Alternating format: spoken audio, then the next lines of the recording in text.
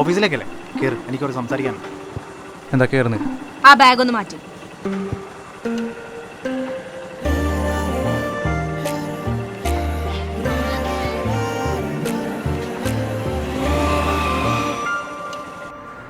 അതെ, ദേഷ്യപ്പെടില്ലെങ്കിൽ ഞാനൊരു കാര്യം ചോദിച്ചോട്ടെ?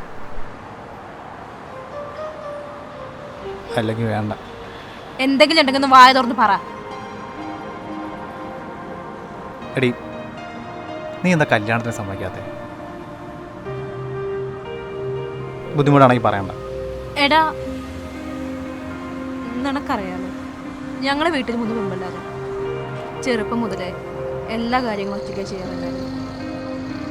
പിന്നെ കല്യാണം ഒരു വലിയ കാര്യമില്ല. അപ്പോൾ അതിൻ്റെ ചിലവെല്ലാം എനിക്ക് ആരെയും ബുദ്ധിമുട്ടിക്കാതെ ഒറ്റയ്ക്ക് ചെയ്യാൻ ആഗ്രഹം. അതിപ്പോൾ നമ്മൾ സേവ് ചെയ്യല്ലേ, ആ ഫണ്ട് വെച്ച് കല്യാണം കഴിച്ചൂടെ? എനിക്ക് ഒരുപാട് കാര്യങ്ങൾ ചെയ്തു തീർക്കാനുണ്ട്. പിന്നെ എനിക്ക് ഇതിനു മുന്നുണ്ടായിരുന്ന 2 റിലേഷൻഷിപ്പും അത്ര നല്ലതൊന്നായിരുന്നില്ല. ഇതേപോലെ തന്നെ ആയിരുന്നു. ആദ്യം ഭയങ്കര ഹാപ്പിയാണ്, പിന്നെ കുറച്ച് കഴിയുമ്പോഴാണ് അതിന് റിയാലിറ്റി മനസ്സിലാവുന്നു.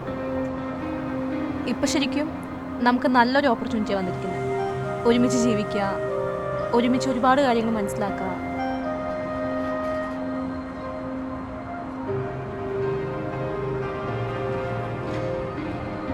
നീ പറയുന്ന കാര്യങ്ങളൊക്കെ എനിക്ക് മനസ്സിലായി. നീ എപ്പോൾ ഓക്കെ ആവുന്നോ അപ്പം മതി കല്യാണം.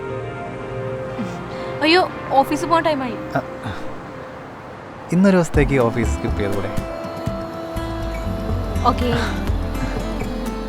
മോനിപ്പോൾ ജോലി തുടങ്ങിയതുള്ളൂ, അതിങ്ങനെ സ്കിപ്പ് ചെയ്ത് നടക്കണ്ട കേട്ടാ.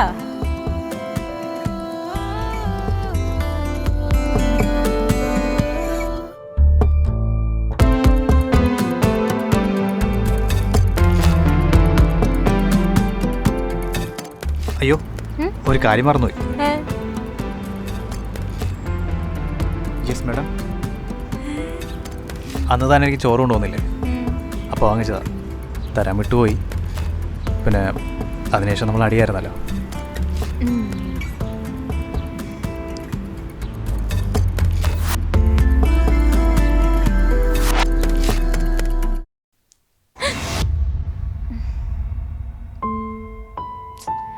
രാഹുലേ, ഇവനിതിപ്പോൾ അവിടെ